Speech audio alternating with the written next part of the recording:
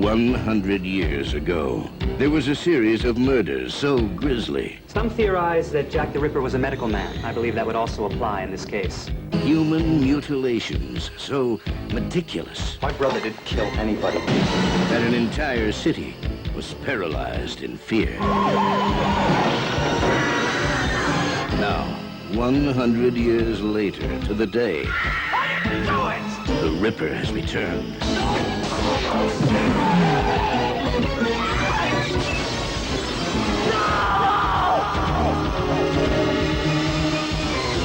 Jack's back.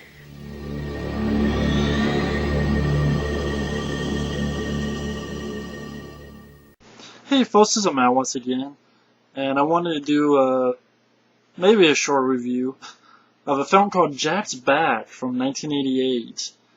This was a request at Cropsy 2008, I believe his name was. I know it's Cropsy. I hope I got the year right. If not, I fucked up. But Cropsy, this guy wanted me to review this film, Jack's Back, and I remembered liking it. So watching it again, thanks to Mike, OCP Communications, for letting me see it. With his help, I was able to watch it again. It's a very solid thriller. It's a little thriller that it definitely helps if you don't know anything going into it. It's not on DVD, never been released on DVD, so the only way you're gonna find it is either on VHS or I think there's actually someone uploaded on YouTube. So if you type Jack's Back 1988, you'll find it. It's again never been released on DVD, unfortunately. I think they released it in the UK back in 2007. So, unless you want to get it in the UK, and I think it's only in full frame, and, picture quality I don't think it's the best. So it's up to you guys. But, long story short, it's directed by I was going to say Rowdy Herrington. It is Rowdy Herrington. I don't know why. It's weird first name being Rowdy. And it's Roddy Piper. But Rowdy Herrington, he directed Roadhouse. And he also directed A Striking Distance with Bruce Willis. And I'm just going to give a little short in the beginning because, but long story short, this is without spoilers, so I'm not going to spoil for you just yet. James Spader, he's a doctor, and ultimately, 100 years from the day of the original Jack the Ripper killings, someone's doing it again, killing prostitutes. And right off the bat, I'll say James Spader gives a very solid performance. And this is unfortunately one of the few films that I think were good that had James Spader in. I'm one of those few people. I'm not a fan of Stargate. It never got me. I didn't watch the TV show, but I know the movie was first. But that's one of those films, for some reason, it just never got me. I don't know. The whole thing, going to another dimension or world, and then all of a sudden it's just fucking pyramids, and it was just pyramids and desert and sand, and these guys with these Egyptian shit on their heads. I don't know.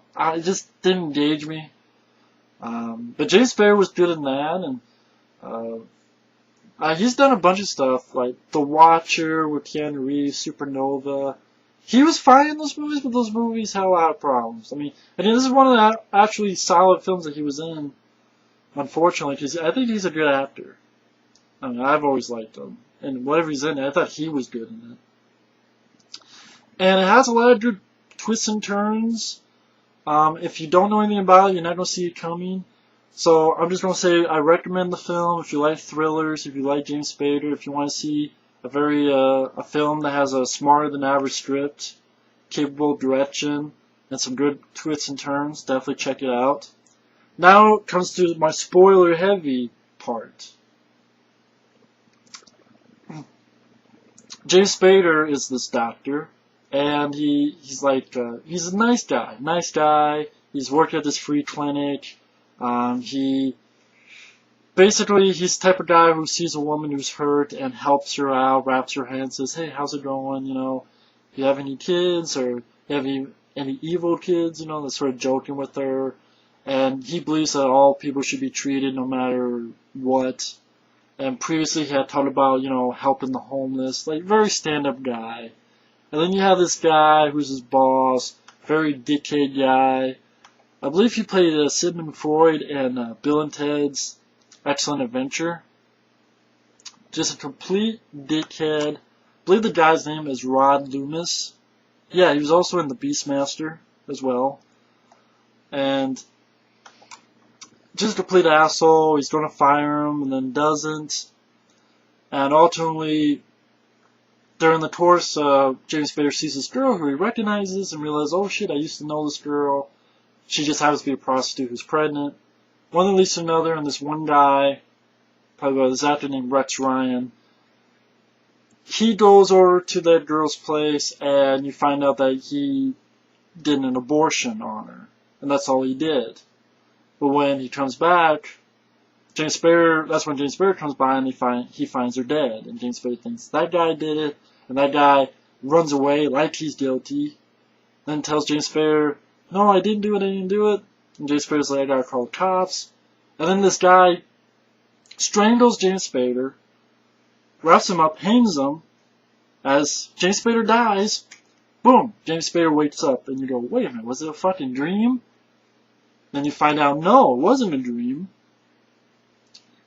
It's a twin brother. This guy had a twin brother who, a little bit of a rougher kind of guy. He's a smoker, you know. This guy works. He knows a little bit about medicine, but he works at he's a shoe salesman. And he had this dream of what happened to his brother.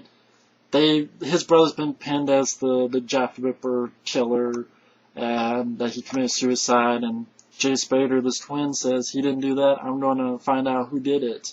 So he goes on this investigation. This girl helps out. This girl who knew his twin brother. And you have Robert Picardo, who's been in, forget which Star Trek one he was in, Voyager, or was it Deep Space Nine? I don't follow the newer Star Treks, unfortunately. But I know Robert Picardo, he's sort of this guy who hypnotizes James Spader, and as he hypnotizes, he's able to see the face of the guy who killed his brother, his twin brother.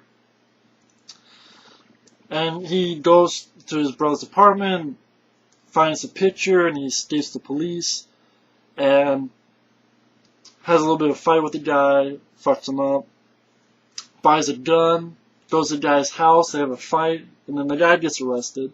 And you think, oh, it's done in the movie. But then, another thing. He wakes up again, he's having these weird dreams, and he goes right to Robert Carr and goes, I'm still having these dreams, hypnotize me again, just do it. Then he finds out that when his brother was killed in Hun, before he died, his brother had seen someone there. And lo and behold, he turns out to be the Sigmund Freud dickhead doctor guy. He's the Jack the Ripper killer. He's going to kill the girl who's been helping him out, and James Spader gets there in the nick of time, kicks his ass, kills him, and end of story. Now, Jack's Back is a film that I think is a well-written flick. There's not a lot of action or gore, so if you're going in thinking action and gore, you're going to be sorely disappointed. It's not one of those kind of films. James Spader, though, gives a very solid performance as both brothers. The thriller is, I think, a competent thriller. I think the script is above average. The twists and turns.